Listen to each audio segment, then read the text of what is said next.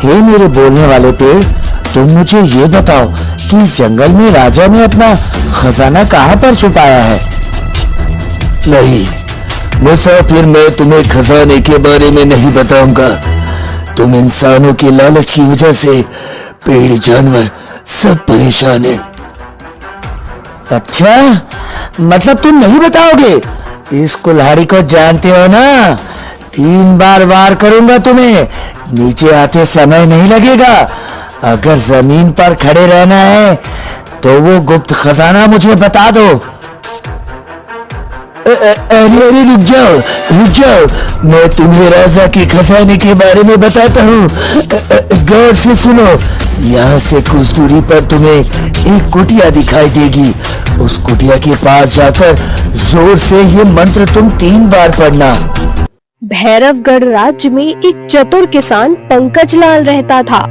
अकल का खजाना था उसके पास, पर उसका इस्तेमाल हमेशा अपना उल्लू सीधा करने में ही करता था।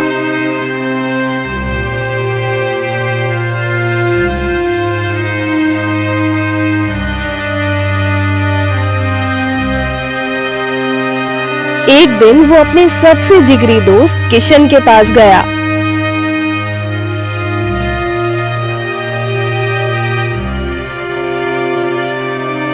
अरे पंकज, तू यहाँ इस समय, वो भी इस हालत में? क्या हुआ? सब ठीक तो है ना?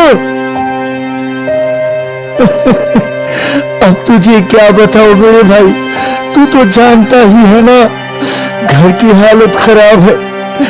अपने सेठ से मैं पूरे 2 महीने की मजदूरी लेकर काम से घर जा रहा था, पर रास्ते में कुछ लुटेरों ने मुझे लूट लिया। अब तू ही बता, खाली हाथ में घर कैसे वापस जाऊं? अरे ये तो तेरे साथ बहुत गलत हो गया। तेरे तो कपड़े भी फटे हुए हैं। हाँ, ये हालत मेरी उन लुटेरों ने कर दी। पर एक बात बता, तेरे पास तो जमीन है ना, तो तू मजदूरी क्यों करता है? और 2 महीनों की तनख्वाह एक साथ क्यों ली तूने? अब तुझे क्या बताऊं मेरे दोस्त, जमीन पर फसल उगाने को मेरे पास पैसे नहीं थे, इसलिए मैंने मजदूरी की। और पैसा 2 महीनों का एक साथ इसलिए लिया था ताकि बीवी बच्चों के खर्चों और जमीन पर फसल उगा पाऊं, पर सब कुछ गुड़ गोबर हो गया। अब मैं घर कैसे जाऊंगा? तेरी भाभी ज्योति को कैसे मुंह दिखाऊंगा? इतना बोल पंकज ने रोना शुरू कर दिया, जिसे देख किशन भी उदास हो गया। अच्छा, तू परेशान मत हो मेरे दोस्त। एक काम कर, मुझसे उधार ले ले तू। जब तेरे पास होंगे तू वापस कर देना। ये सुन खुशी से पंकज की आंखें चमक उठी। अरे वाह, ये हुई ना बात, फंस गया ये मेरे झूठ मूठ के जाल में। मेरे भोले वाले दोस्त किशन, अब तुझे तेरा पैसा कभी नहीं मिलेगा। हाँ अरे धन्यवाद दोस्त, मैं जल्द ही लौटा दूंगा तुम्हें। ये तेरा एहसान मैं कभी नहीं भूलूंगा। तू बस जल्दी से पैसे दे दे, तेरी भाभी मेरा इंतजार कर रही होगी।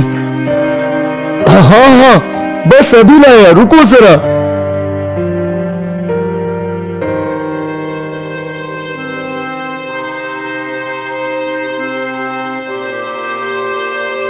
किशन अपना पूरा पैसा पंकज के हाथ में थमा देता है।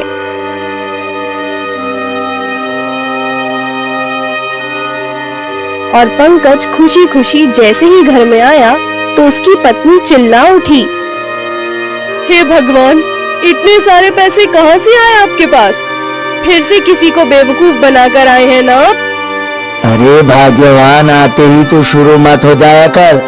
पति बाहर से थका हारा आया है और तू खाना पानी पूछने के सिवा मुझसे सवाल कर रही है। बहुत भूख लगी है, चल खाना लगा। थके हारे और आप तो बस रहने ही दीजिए जी। बस मुझे सच सच बताओ, किसको ठग कर आए हो? और आपके कपड़े क्यों फटे हुए हैं? लगता है तू नहीं मानेगी। ठीक है, बताता हूँ सब।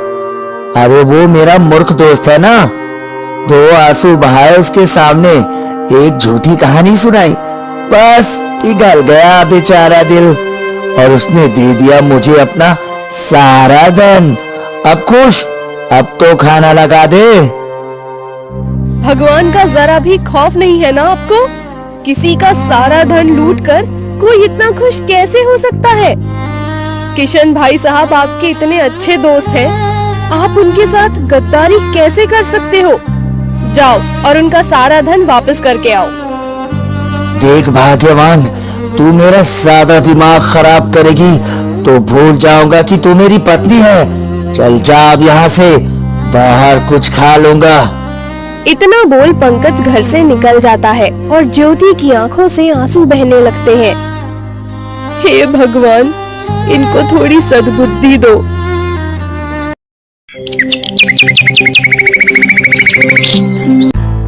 अगले कुछ ही दिन में पंकज ने वो सारे पैसे खर्च कर दिए। ऐसे ही लोगों को बेवकूफ बनाने का सिलसिला पंकज ने लगातार बनाए रखा। और एक दिन इन छोटी मोटी चालाकी से काम नहीं चलेगा पंकज बेटा, तुझे तो कुछ बड़ा सोचना होगा। अब पर क्या, सोच सोच, कुछ तो सोच।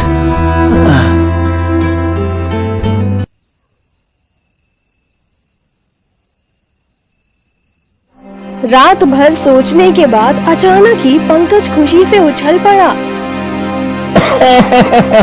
मिल गई तरकीब, अब आएगा मजा। क्या हुआ जी, कोई बुरा सपना देख लिया क्या?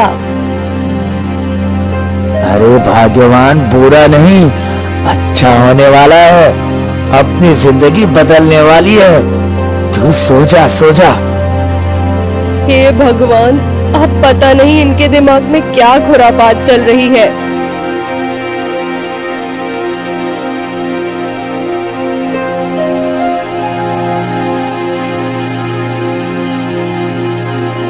अगली सुबह होते ही पंकज ने अपने सबसे पुराने कपड़े पहने, गरीबों का हुलिया बनाया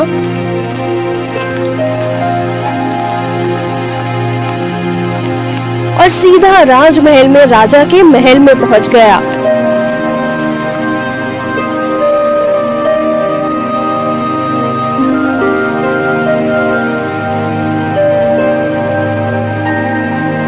महाराज, कोई गरीब आदमी आपसे मिलना चाहता है, बहुत रो रहा है, लगता है बेचारे के साथ बहुत गलत हुआ है, बस एक बार आपसे मिलना चाहता है महाराज।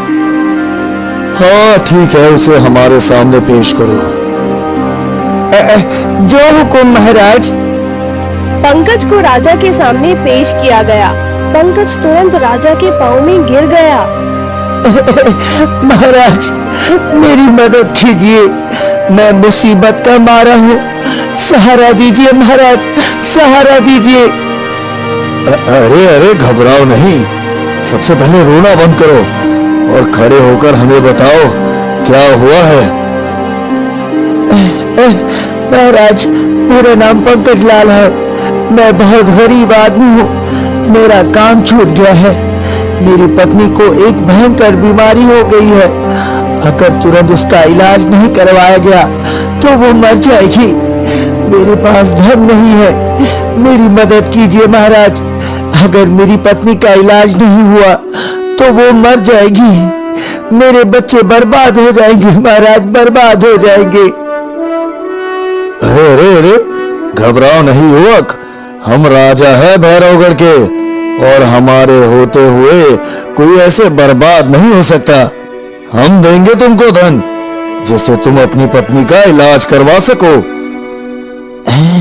अरे इस राजा को तो बेवकूफ बना दिया, मेरे 2 झूठे आंसुओं पे यकीन कर लिया ये बेवकूफ। खैर मुझे क्या, मुझे तो मोटी रकम मिलने वाली है। हाँ। अरे क्या सोच में डूब गए युवक। महाराज, आपका जितना भी धन्यवाद करूं कम है महाराज, आपकी वजह से मेरी पत्नी बच जाएगी। आपका बहुत बहुत आभार महाराज, आपका बहुत बहुत आभार। मंत्री जी, हमारे शाही खजाने से पंकज को एक बड़ी रकम दी जाए। पर महाराज, मेरी एक बार जैसा कहा है वैसा करो। हम अपनी जनता को खुश देखना चाहते हैं बस। हाँ ठीक है, जो हुकुम महाराज।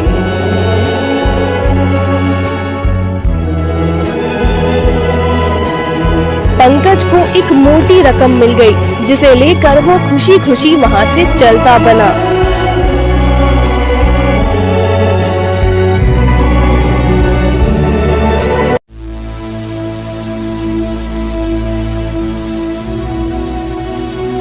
ये आपने क्या किया महाराज? बिना इस इंसान की जांच पड़ताल किए इसे इतना सारा धन दे दिया। अरे उसकी जरूरत नहीं है। आपको उस बेचारे की हालत दिखाई नहीं दी? कितना तड़प रहा था वो अपनी पत्नी के लिए। पर महाराज, कोई नाटक भी तो कर सकता है। पैसे की चाह में इंसान कुछ भी कर सकता है। एक बार पता तो लगाना ही चाहिए था ना। अरे तुम कहना क्या चाहते हो? हम राजा ऐसे ही बन गए? हमें लोगों की परख नहीं है क्या? अब तुम हमारे फैसलों पर सवाल उठाओगे? मत भूलिए मंत्री जी, भैरवगढ़ के राजा हम हैं। ये राज्य हमारे दम पर चलता है। माफ कीजिए महाराज, हमारा वो मतलब नहीं था। हम आपसे हाथ जोड़कर क्षमा मांगते हैं महाराज, हमें माफ कीजिए। अच्छा ठीक है, जाइए, माफ किया आपको। उधर धन लेकर जैसे ही पंकज घर पहुंचा, तो ज्योति पंकज के हाथ में धन देख फिर से भड़क उठी। फिर से कोई काला कारनामा करके आए हैं ना आप? सच सच बताइए जी, कहाँ से लाए हैं ये धन और किस मासूम को लूटा है इस बार आपने?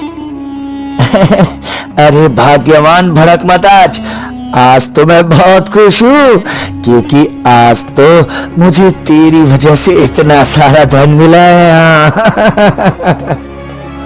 मेरी वजह से मतलब? हाँ, तेरी वजह से ही। और इस बार किसी मासूम लाचार को नहीं ठगा, बल्कि महाराज विक्रम सिंह को ठग कर आया हूँ। ये सुनकर तो ज्योति के पांव तले जैसे जमीन ही खिसक गई। हे भगवान, इस बार आपने महाराज को ही ठग लिया। वो हमें नहीं छोड़ेंगे। इस बार वो हमें नहीं छोड़ेंगे। अरे तू डर मत, तुझे सब बताता हूँ मैं। पंकज ने सारी कहानी ज्योति को बता दी, जिसे सुनकर ज्योति की आंखों में आंसू आ गए। आज तो आपने गिरने में हद ही कर दी। अब बस हो गया। ये हराम की कमाई ना मैं खाऊंगी और ना मेरे बच्चे। मैं इस घर को अभी के अभी छोड़कर अपने मायके जा रही हूँ। अरे ये हराम हलाल कुछ नहीं होता। और क्या घर जाने की बात कर रही है? तू कहीं नहीं जाएगी, वरना मेरा हाथ उठ जाएगा। मेरे और मेरे धन के बीच में कोई नहीं आएगा। मैं भी देखती हूँ आप मुझे जाने से कैसे रोकते हैं। मैं अपने बच्चों को आपके जैसा कभी नहीं बनाऊंगी। ज्योति का गुस्सा देख पंकज का गुस्सा भी बढ़ गया। दोनों का झगड़ा इतना बढ़ गया कि पंकज का हाथ ज्योति पे उठ गया और ज्योति रोते हुए अपने दोनों बच्चों को लेकर अपने मायके चली गई। अरे गई तो जाए, मुझे फर्क नहीं पड़ता। मैं तो इन पैसों से ऐश करूंगा, ऐश। हाँ।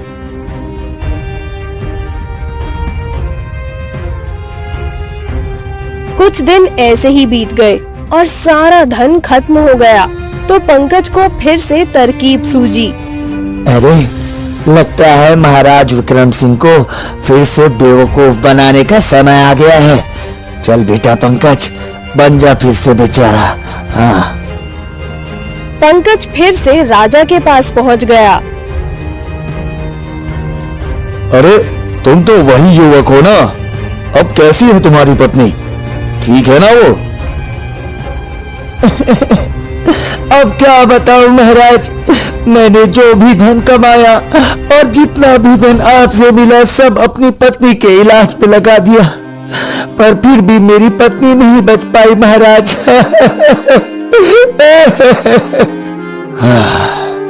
ये तो तुम्हारे साथ बहुत दुखद हुआ युवक, हमें बहुत अफसोस है। इतना ही नहीं महाराज, मेरे पास कोई रोजगार नहीं है, घर पर जमीन बिक गया है, बच्चे सड़क पर आ गए हैं, उनको खिलाने को कुछ भी नहीं है महाराज। अब ऐसे में आप ही मेरी मदद कर सकते हैं, मदद कीजिए महाराज, मेरे भूखे बच्चों पर दया कीजिए महाराज, दया कीजिए। हमें अफसोस है इस बात का, हम तुम्हें इस महल में नौकर का काम और रहने की जगह दे सकते हैं।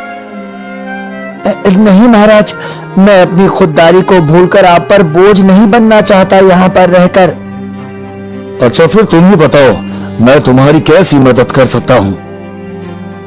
महाराज, अगर आप सच में मेरी मदद करना चाहते हैं तो मुझे कुछ धन दे दीजिए, जिससे कुछ जमीन लेकर उस पे फसल उगा सकूं, साथ में अपने बच्चों को 2 समय का भोजन दे सकूं महाराज। वाह वाह, क्या खुददारी है तुम्हारी। ठीक है मंत्री जी, इस गरीब युवक को इतना धन दो जिससे ये अपना काम शुरू कर सके। नीति पहले ही बेचारे के साथ बहुत गलत कर चुकी है। ये सब सुनते ही मंत्री जैसे कहीं खो सा गया।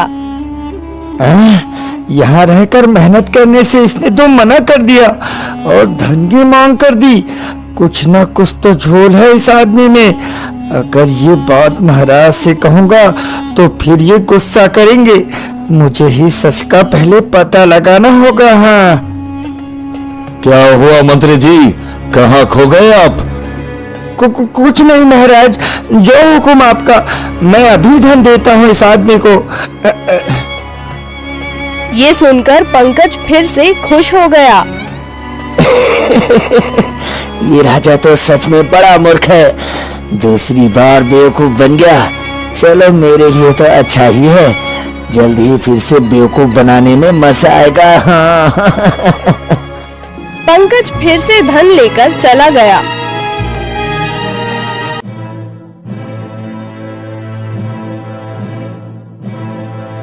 अरे क्या हुआ मंत्री जी, आप कुछ उलझे उलझे लग रहे हैं, सब ठीक तो है ना? हाँ मैं ठीक हूँ महाराज, मुझे क्या होगा? पिछली बार जब हमने इस गरीब युवक की मदद की थी तब तुमको ऐतराज हुआ था, इस बार तुमने आसानी से धन दे दिया, ऐसा क्यों?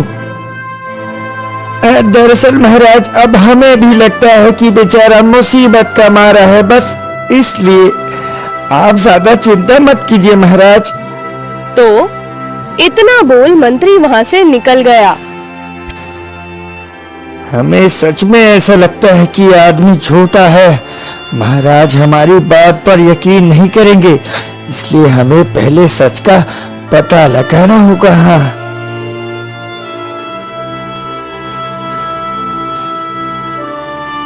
फिर से कुछ दिन ऐसे ही निकल गए। पंकज का धन खत्म हुआ तो उसने फिर से महल का रुख किया।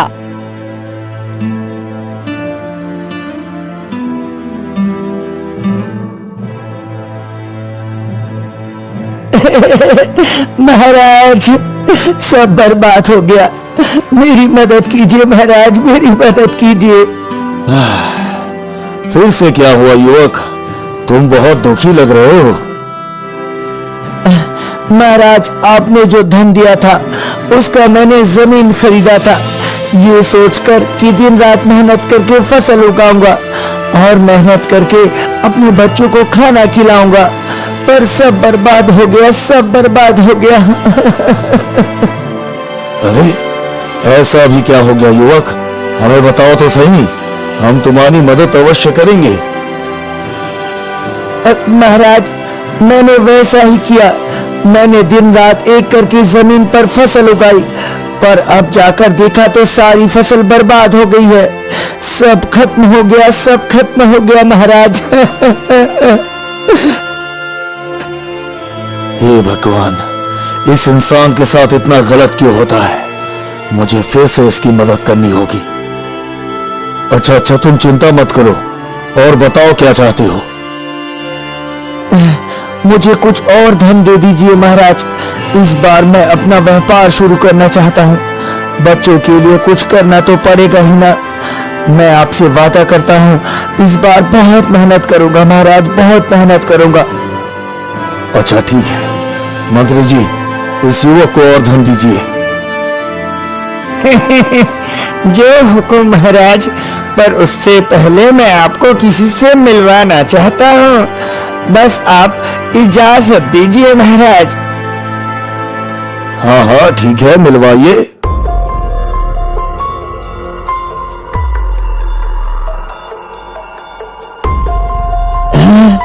अरे ये तो ज्योति मेरी पत्नी है।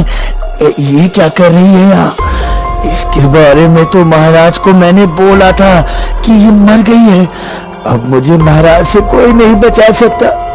भगवान मैं क्या करूं? मुझे कुछ तो सोचना होगा।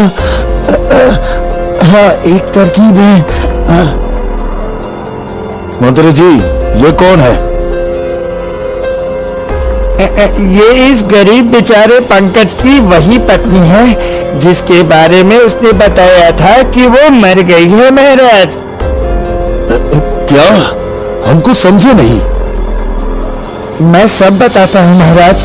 पहले दिन से ही ये पंकज आपको झूठ बोलकर ठगता आया है। मुझे इस पर शक था, पर आपने मुझ पर यकीन नहीं किया। पर मैंने सच का पता लगाने के लिए इसका पीछा किया तो पता चला कि ये एक नंबर का झूठा इंसान है। इसकी पत्नी मरी नहीं बल्कि घर छोड़कर चली गई थी महाराज। हाँ महाराज, मंत्री जी एकदम सच कह रहे हैं। मेरे पति पंकज सबके साथ ऐसा ही करते हैं। इसलिए मैं एक दिन गुस्से में घर छोड़कर चली गई, क्योंकि मैं इनके गुनाह में इनका और साथ नहीं दे सकती थी। ये सब सुनकर तो पंकज के तोते ही उड़ गए। नहीं नहीं महाराज, मैं झूठ नहीं बोल रहा। ये औरत मेरी पत्नी नहीं है। मैं इसको जानता तक नहीं। ये झूठ बोल रही है महाराज, ये झूठ बोल रही है। मुझे नहीं जानते, पर क्या अपने इन बच्चों को पहचानने से भी इनकार करेंगे आप? धन के लिए और कितना नीचे गिरेंगे आप जी। ये सुनकर पंकज की आंखें शर्म से पहली बार झुक गईं। हम दिल के अच्छे इंसान हैं, लोगों के दर्द को अपना दर्द समझते हैं। तुमने उसी का फायदा उठाया, हमारा विश्वास तोड़ा। अगर सच में कोई मुसीबत में हमसे मदद मांगने आएगा तो शायद हम उस पर भरोसा ना कर पाए। ये तुमने बहुत गलत किया। अब तुम्हें इसकी सजा अवश्य मिलेगी। मंत्री जी, सैनिकों से कहकर पंकज को आजीवन कारावास में डलवा दीजिए। ये सुनकर तो पंकज की आंखों से आंसू बहने लगे। वो राजा के पैरों में गिर गया। मुझे माफ कर दीजिए महाराज, दौलत के मोह में अंधा हो गया था मैं। बस एक मौका दे दीजिए महाराज। सैनिकों, इसे कारावास में डाल दो तुरंत। ज्योति, तुम तो मेरी पत्नी हो ना, तुम तो मुझे बचा लो, मेरी मदद करो।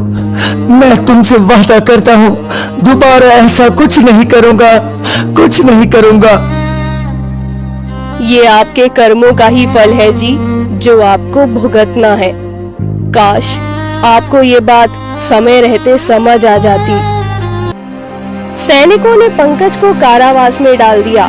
राजा ने ज्योति को महल में ही काम और रहने की जगह दे दी थी, और पंकज को भी कारावास में ये बात अच्छे से समझ आ गई थी कि चालाकी या झूठ से घर टूटते हैं, बसते नहीं।